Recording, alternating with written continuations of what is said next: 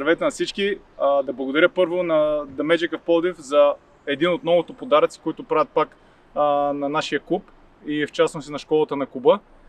Страхотна машина за нанасяне удари, за центрирания, за различни видове центрирания. Може да се задава фаут ляв, десен, външен, навътре към вратата. При най-малките възрасти могат да я ползвам, защото могат да сервира топката на едно и също място. Разполага с възможност за зареждане на до 12 топки, който е може би най-високия клас при тези машини. Страхотна помощ е за работа при най-малките, защото може да сервира топката на едно и също място. При най-малките възрасти това е много трудно, защото има движение на топката, преценка, която във времето ще се създават по-лесно. Също така, както видяхте днес, ще може да бъде ползване от първия отбор.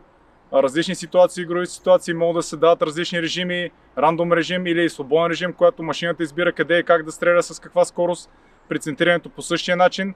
Различни, лесно се премества, може да я слагаме на различни позиции, така че с страхотна помощ ще е за всички вратари школата и за всички футболисти, защото също така може да се настрои за нападателите да се центрира топката, а нападателите да атакуват, да завършват и така нататък. Още веднъж искам да благодаря с цялото сърце от мое име, името на целия клуб и на школата, всички деца в школата за страхотния подарък, който направиха The Magic в Пловдив. Благодаря още веднъж.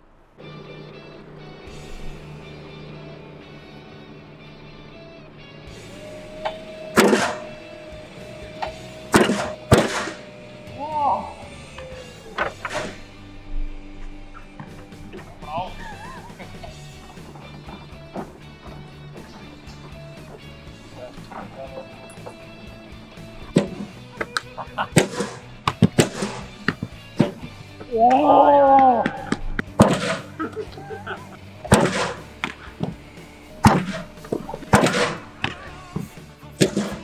Up!